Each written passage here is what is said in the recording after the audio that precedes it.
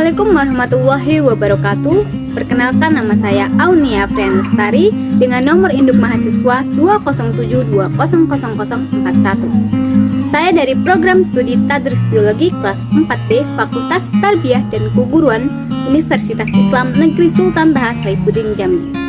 Baiklah, di sini saya akan menampilkan sebuah video tentang materi landasan pengembangan kurikulum guna memenuhi UTS atau ujian tengah semester mata kuliah kurikulum pendidikan dengan dosen pengampu Ibu Devi Novalian MPD. Terima kasih. Landasan pengembangan kurikulum memiliki peranan yang sangat penting. Apabila kurikulum tidak memiliki dasar pijakan yang kuat, maka kurikulum tersebut akan mudah terombang-ambing dan yang akan dipertaruhkan adalah manusia atau peserta didik seperti kita ini. Robert S. Zeiss pada tahun 1976 mengemukakan 4 landasan pengembangan kurikulum, yaitu Philosophy and the Nature of Knowledge, Society and Culture, the Individual, dan Learning Theory. 4 substansi konsep landasan pengembangan kurikulum, yaitu yang pertama, 1. Landasan filosofis, yang kedua, landasan psikologis, dan yang ketiga, dasar sosial budaya, dan yang terakhir, 4. Landasan sosiologis dan ilmu pengetahuan dan teknologi atau IPTEK. Yang pertama yaitu landasan filosofis.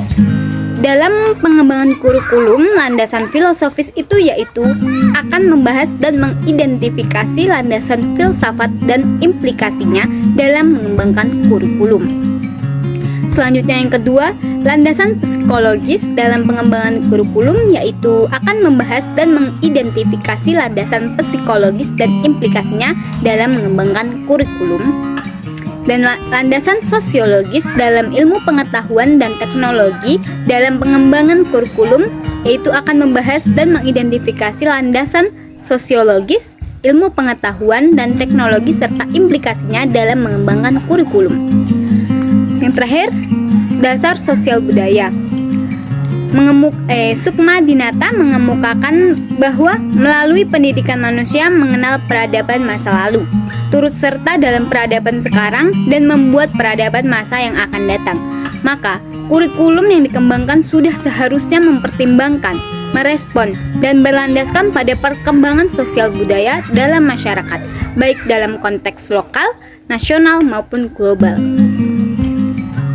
Kurikulum baik pada tahap kurikulum sebagai ide, rencana, pengalaman, maupun kurikulum sebagai hasil dalam pengembangan harus mengacu atau menggunakan landasan yang kuat dan kokoh, agar kurikulum tersebut dapat berfungsi serta berperan sesuai dengan tuntutan pendidikan yang ingin dihasilkan seperti tercantum dalam rumusan tujuan pendidikan nasional yang telah digariskan dalam Undang-Undang Nomor 20 Tahun 2003. Baiklah, akan kita bahas satu persatu. Yang pertama yaitu landasan pengembangan secara filosofis.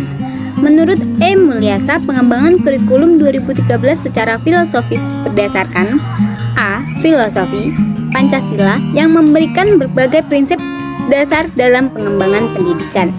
Yang B. Filosofi pendidikan yang berbasis pada nilai-nilai luhur, nilai akademik, kebutuhan peserta didik dan masyarakat. Pendidikan nasional berfungsi mengembangkan dan membentuk watak serta peradaban bangsa yang bermartabat dalam rangka mencerdaskan kehidupan bangsa.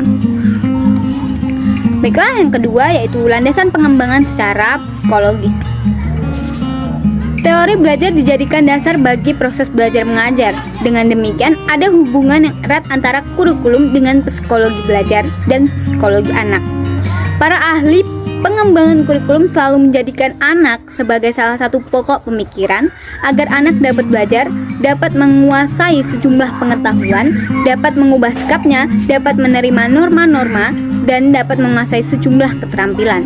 Persoalan yang penting ialah bagaimana anak itu menguasai dalam belajar, dalam keadaan yang bagaimana pelajaran itu memberikan hasil yang sebaik-baiknya, maka kurikulum dapat direncanakan dan dilaksanakan dengan cara yang efektif terhadap suatu proses yang pelik dan kompleks tersebut. Maka timbullah berbagai teori belajar. Psikologi merupakan ilmu yang mempelajari tingkah laku manusia dalam hubungan dengan lingkungan. Sedangkan kurikulum adalah upaya menentukan program pendidikan untuk merubah perilaku manusia. Oleh sebab itu, dalam mengembangkan kurikulum harus dilandasi oleh psikologi sebagai acuan dalam menentukan apa dan bagaimana perilaku peserta didik itu harus dikembangkan. Baiklah, lanjut yang ketiga, yaitu landasan pengembangan secara sosiologis. Indonesia memiliki kebudayaan yang sangat heterogen di tiap daerah dan masyarakatnya. Oleh sebab itu, masyarakat merupakan suatu faktor yang begitu penting dalam pengembangan kurikulum, sehingga aspek sosiologis dijadikan salah satu asas. Dalam hal ini pun kita harus menjaga agar asas ini jangan terlampau mendominasi sehingga timbul kurikulum yang berpusat pada masyarakat atau society centered curriculum. Oleh karena itu, kehidupan masyarakat dan budaya dengan segala karakteristiknya harus menjadi landasan dan titik tolak dalam melaksanakan pendidikan. Jika dipandang dari sosiologinya, pendidikan adalah proses mempersiapkan individu agar menjadi warga masyarakat yang diharapkan. Baiklah, yang keempat, yaitu landasan pengembangan secara teknologi.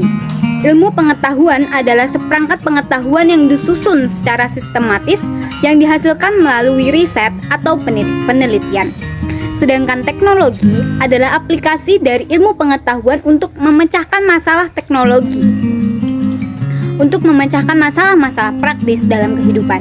Ilmu dan teknologi tidak bisa dipisahkan.